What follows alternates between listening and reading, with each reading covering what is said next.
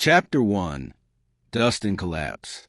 The noonday sun beat down on the frontier town of Dry Creek, painting every surface in hues of blinding gold and weary brown. Heat shimmered off the dirt road, where wagon wheels left deep grooves that seemed to smoke with dust.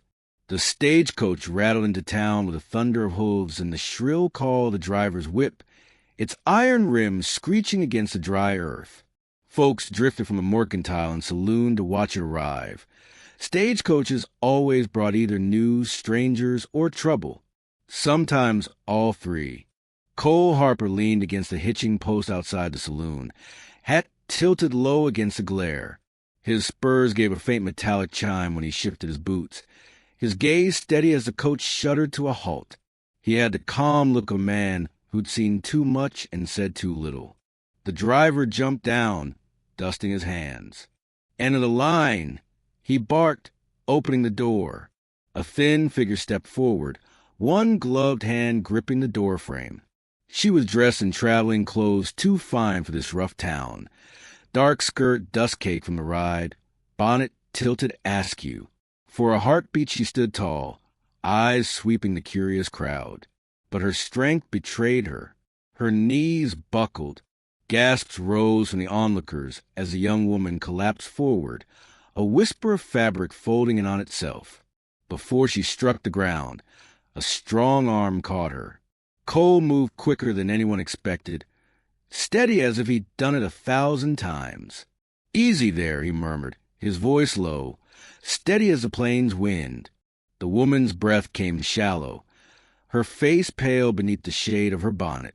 She tried to speak, but her lips trembled without sound. Cole shifted his stance, lifting her as though she weighed no more than a bundle of straw. The crowd muttered. Strangers weren't common, and fainting women drew questions faster than whiskey drew flies. "Who is she?" someone whispered. "Trouble," another man muttered, spitting into the dust. Cole ignored them. His thumb brushed against her wrist, feeling the faint beat of her pulse. She stirred, eyelids fluttering, and for an instant he caught the depth of her gaze, eyes like storm clouds, weary yet defiant. I'm fine," she breathed, though the tremor in her voice betrayed the lie. "You're not," Cole said firmly, "but you will be." He tipped his hat back and turned toward the saloon's swinging doors. The piano inside faltered as he carried her up the steps, every boot heel thud echoing like judgment. Conversation stilled, gamblers paused mid-deal, whores leaned forward, and the barkeep's rag froze mid-wipe. Cole pushed through, carrying the stranger as if she already belonged to him, as if fate itself had placed her in his arms. And outside, the dust settled, waiting for the storm that was sure to follow. Chapter 2. Saloon Whispers. The saloon door swung wide as Cole stepped inside, the fainting woman cradled in his arms. The air was thick with tobacco smoke, spilled whiskey, and the tang of sweat. A piano tune died halfway through a Johnny note, and all eyes, card sharks, ranch hands, and painted women alike, turned to stare. The only sound was the creak of the floorboards under Cole's boots and the jingle of his spurs as he crossed the room. "Now, what's this?" the barkeep muttered, squinting through the haze. Cole didn't answer. He lowered the young woman into a chair near the corner, away from the rowdy crowd. She stirred faintly, her bonnet slipping to reveal auburn hair damp with sweat. The madam of the house, a woman with rouged cheeks and a dress the color of burgundy wine, glided over, curiosity sparking in her sharp eyes. "She yours, Cowboy?" she asked with a sly smile. Cole met her gaze, his jaw firm. "No, just someone who needed an arm." The madam's smile faltered. For all her boldness, even she heard the weight in his tone. She knelt by the stranger and pressed a cool glass of water to her lips.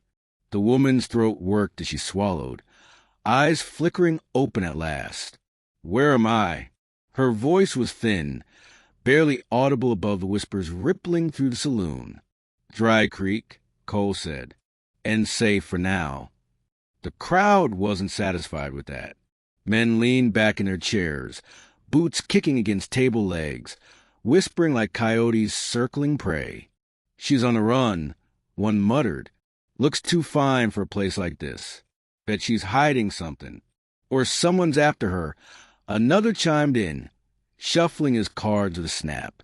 Eliza, though Cole didn't yet know her name, straightened as best she could in the chair, gathering what little dignity exhaustion hadn't stolen. Her chin trembled but lifted. She wasn't ready to reveal the storm that trailed her across the desert. Not yet. "I'll be fine," she insisted, though her knuckles stayed white around the armrest. Cole's gaze never left her. "You don't look fine," he said evenly. His hand hovered near his holster, not out of threat, but readiness. The saloon crowd had a way of sniffing weakness and turning it into opportunity. The barkeep leaned forward, eyes narrow. "You bringing us trouble, Harper?" Cole shifted, his broad frame a silent wall between the woman and the room. "If trouble rides in, it's me they'll face first. Not her." The saloon fell into uneasy quiet, broken only by the slow return of piano keys, hesitant at first, then steady. Still, the whispers didn't die. In a town like Dry Creek, whispers had a way of growing teeth, and as Eliza's storm-colored eyes met Cole's, both knew the silence wouldn't last for long. Chapter 3, Shadows on the Trail. By dawn the next day, Dry Creek had already chewed over the stranger's arrival. Word spread faster than prairie fire. By breakfast, every ranch hand, gambler, and dance-hall girl knew about the pale young woman who collapsed at the Stagecoach Steps and the cowboy who'd carried her into the saloon like she was his own. Cole Harper saddled his horse in silence behind the livery, tightening the cinch with a sure hand. The desert wind carried the faint cry of coyotes, fading with the coming sun. He'd spent the night in thought, weighing the whispers he'd overheard. Men in town muttering that outlaws were sniffing around, asking questions about a woman who'd seen too much. The sound of hesitant footsteps broke his thoughts. The woman from the stagecoach, her bonnet tied again, though the dust had already stained its edges, approached with timid grace. She looked stronger after rest, though her eyes still carried a haunted weight. "I shouldn't stay here," she said softly, glancing toward the street where cowhands lingered, pretending not to stare. "No," Cole agreed, looping the reins over his saddle horn. "You shouldn't." She blinked at his bluntness. "You don't even know my name." He turned, meeting her gaze. "Then tell me." "Eliza," she whispered, as if the name itself might betray her. Cole tipped his hat. "Eliza, whatever you're running from, it'll find you quick if you stay in Dry Creek. My ranch is a half-day ride west. You'll be safer under open sky than under the eyes in this town." Eliza hesitated, fingers clutching the folds of her skirt. "You'd take me in? Without a skin, what shadows follow me?" His jaw worked. "I've lived long enough to know a person's eyes tell more truth than their words. Yours say you need help. That's enough." For a moment, her lips parted as if she might argue, but the distant rhythm of hoofbeats stilled her. Riders were coming, 3, maybe 4, from the east road, dust plumed behind them like a storm cloud. Eliza paled. "They've found me," she whispered, voice trembling. Cole swung into the saddle, extending a calloused hand down to her. Then best not to keep him waiting. She placed her hand in his, and he pulled her up behind him in one strong motion. Her arms circled his waist out of necessity, but the warmth of her touch sparked something neither dared name. He dug his spurs lightly, and the horse lunged forward, hooves drumming against the hard-packed earth. The town blurred away behind them as the prairie opened wide, endless and unforgiving. The sun climbed, throwing long shadows across the trail. Somewhere behind, riders gave chase. Ahead, the land stretched wild and uncertain, a place where dust and danger lived side by side. And between them, pressed close in the saddle, grew the first fragile thread of something neither Cole nor Eliza had expected: trust. Chapter 4. A Ranch of Refuge. The sun hung low by the time Cole's horse crested the last rise. Below stretched Harper Ranch, fenced pastures dotted with grazing cattle, a weather barn leaning against the horizon, and a cabin whose smoke curled soft and steady from its chimney. To Eliza, it looked like an island in a sea of dust and danger, a place carved out of stubborn will. Cole slowed his horse, letting it pick its way down the slope. Eliza clung lightly at his waist, but her eyes roamed the land with something close to awe. For the first time since stepping off that stagecoach, her shoulders eased. "It's beautiful," she whispered, voice almost lost to the prairie wind. Cole didn't look back, but the corner of his mouth twitched. "Ain't much, just enough to keep a man busy and fed." When they reached the yard, he swung down in one fluid motion and offered his hand. She hesitated, then placed her small gloved palm against his, letting him guide her to the ground. Her boots touched the dust with a delicate firmness, as if she were testing whether she truly belonged here. Inside the cabin, the air smelled of coffee grounds and leather. The walls were lined with simple shelves, a few books worn thin, and a rifle propped against the hearth. Eliza trailed her fingers along the wood, noticing the care in every detail. "You live here alone?" she asked softly. "Most days," Cole said, striking a match to relight the lamp. "Sometimes that's a mercy. Sometimes it ain't." She looked at him then, really looked. The lines around his eyes spoke of long rides and harder nights, but there was gentleness beneath the grit.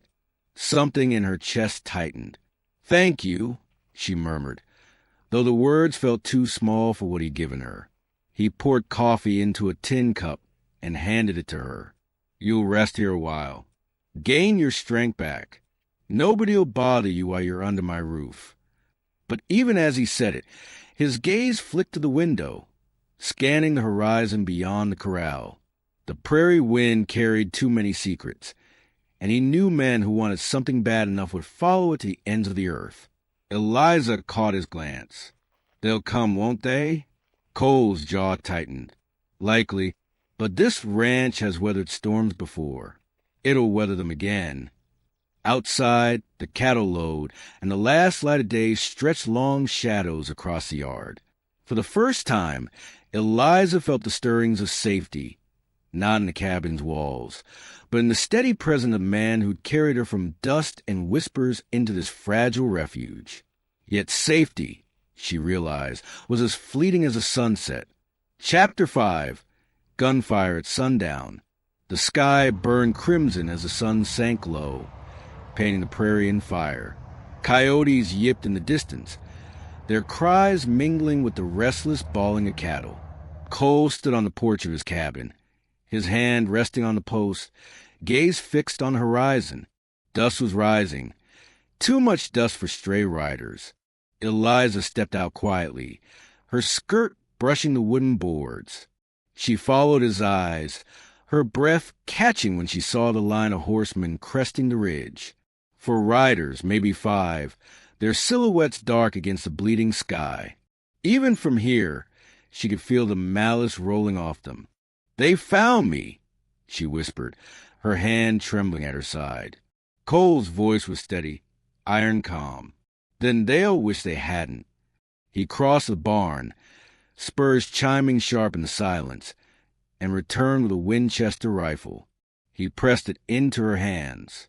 The weight startled her, though it's solid against her palms. I don't know how." "You aim. You breathe. You squeeze. That's all," Cole said, his eyes steady on hers. "I ain't a skin you to be a gunfighter, Eliza. I'm a skin you to stand." Her throat bobbed as she nodded. Fear knotted in her chest, but beneath it burned a spark. If he believed she could, maybe she could. The riders came fast, hoofs drumming like war drums. Their laughter carried on the wind, cruel and eager. The first shot cracked, splintering the corral fence. Eliza flinched, but held her ground beside Cole. He lifted his revolver, calm as a man whittling wood, and fired back. One outlaw toppled, hoarse screaming as dust swallowed them both. Gunfire roared. Sparks spat from the iron pump. Boards shattered from the barn. The ranch was alive with chaos. Cattle stampeding. Chickens scattering. Smoke curling from lantern glass shattered by stray bullets. Eliza raised a rifle, her arms trembling. Through the haze, she saw a rider aiming straight at Cole's back. She swallowed her fear, steadied her breath as he'd told her, and squeezed the trigger. The shot rang out, true as a prayer. The outlaw reeled, slumping from the saddle.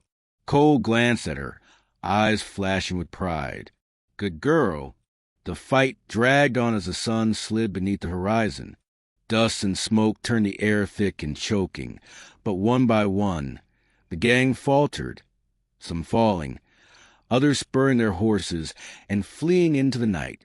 When the last echo of hoofbeats faded, silence fell heavy over the ranch. Cole lowered his revolver, chest heaving. Eliza stood rooted, rifle still in her hands, heart pounding like thunder. Then his hand was on her shoulder, grounding her. "It's over," he said softly. Her eyes met his, wide and glistening. "For now," she whispered, and as the stars blinked awake above them, both knew the night had changed everything. Chapter 6. Forever in his arms. Smoke lingered in the air long after the last gunshot faded, curling above the broken corral fence and drifting toward the stars. The cattle had settled, though their low, nervous bawls still echoed across the yard. Cole stood in the dirt, revolver heavy at his side, eyes scanning the darkness for stragglers. Only silence answered him. Eliza lowered the rifle with shaking hands. Her knees wobbled, the weight of what she had done pressing down harder than the wooden stock. When she looked at her fingers, they trembled as if still clutching the trigger. Cole crossed the distance in a few long strides. He gently pried the rifle from her grip and set it aside. "Easy," he murmured. "It's over." Tears welled in her eyes, not from fear, but from the flood of relief breaking through her fragile strength. I never thought I could stand like that. I thought I'd fall apart." "You didn't." His voice was quiet but sure, the kind of tone that steadied a person better than any promise. He reached up, brushing a stray lock of dust-streaked auburn hair from her face. "You held steady. You saved me." Her breath hitched. In that moment, with the stars burning silver above them and the prairie stretching endless and free, she saw him not just as a man who had caught her when she fell, but as the anchor she had been searching for without knowing it. "I've got nowhere to go," she admitted, her voice breaking. "If I leave here, they'll find me again. If I stay, I'll bring more danger to your door." Cole shook his head slowly, his thumb still resting against her cheek. "Danger's been knocking on my door since I was old enough to carry a gun. But you bring something else. Something worth fighting for." The words caught in her chest, fierce and tender all at once. She leaned into him, the smell of dust, leather, and gunpowder clinging to him, and for the first time since she stepped off that stagecoach, she felt safe, truly safe. He wrapped his arms around her, drawing her close. His embrace was steady as stone, warm as firelight. Around them the night was vast, the stars cold and eternal. Yet within his hold, Eliza felt she had found her place. "You won't ever have to run again," Cole whispered into her hair. "Not while I've got breath in me." The prairie wind sighed through the grass, carrying away the smoke, carrying away the fear. And beneath the endless Wild West sky, Eliza and Cole stood bound together, not by chance, not by danger, but by the quiet, unshakable promise of forever. The prairie bled gold as the sun slid behind the jagged hills, streaking the sky in fire and ash. The wind carried the scent of sagebrush, dry and sweet, mingling with the fading smoke from spent gunpowder. Cole stood by the broken corral, one hand resting on his horse's saddle, the other brushing dust from his hat. Behind him, the ranch bore the scars of battle, but it still stood, like him, weathered yet unbroken. Eliza stepped out from the cabin, her skirt catching the breeze. For the first time since arriving, she wasn't pale with fear. Her eyes were bright, alive, lit by something stronger than survival. She crossed the yard slowly, boots crunching over the dirt, until she stood before him. "They're gone," she said softly, glancing at the horizon. "And I've nowhere else to be." Cole met her gaze, steady as always. The weight of the world seemed to ease from his shoulders as he reached for her hand. "Then stay," he murmured. "Stay, and let this place be yours as much as it's mine." Her lips trembled, then curved into a smile. "Forever?"